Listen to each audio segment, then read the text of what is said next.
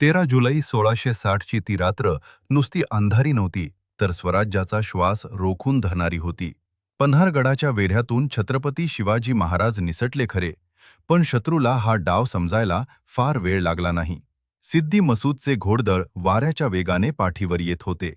विशाळगड अजून बराच दूर होता आणि शत्रूच्या घोड्यांच्या टापांचे आवाज आता अगदी जवळ ऐकू येऊ लागले होते. वेळ संपत चालली होती आणि छत्रपती शिवाजी महाराजांना सुरक्षित पोहोचवण्यासाठी एकच पर्याय उरला होता, शत्रूला वाटेतच रोखून धरणे.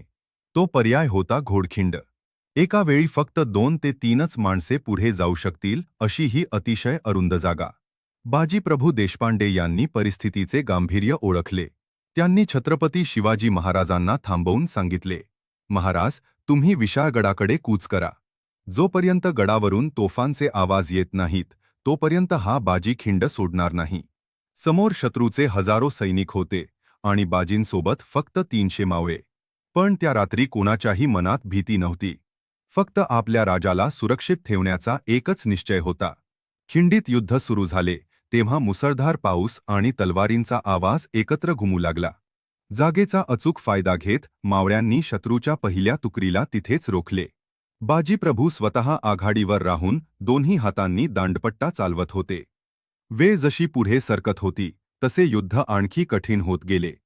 बाजीप्रभू गंभीर जखमी झाले होते, शरीर थकत चालले होते. पण त्यांचे डोळे आणि कान विशाळगडाच्या दिशेने लागून राहिले होते. जोपर्यंत राजा सुरक्षित पोहोचत नाही, तोपर्यंत मृत्यूलाही थांबवून ठेवण्याची जिद्द त्यांच्यात होती. आणि अखेर त्या शांत रात्री विशाळगडावरून तोफांचे आवाज गुंजले. छत्रपती शिवाजी महाराज गडावर सुरक्षित पोहोचले होते. तो आवाज ऐकताच बाजीप्रभूंच्या चेहऱ्यावर एक समाधानाचे हसू आले आणि त्यांनी तिथेच आपला देह ठेवला. आपल्या राजासाठी आणि स्वराज्यासाठी 300 मावळ्यांनी दिलेल्या या अभूतपूर्व लढ्यामुळे ही जागा इतिहासात पावनखिंड म्हणून अमर झाली. ही कथा तुम्हाला कशी वाटली, कमेंट करून नक्की सांगा.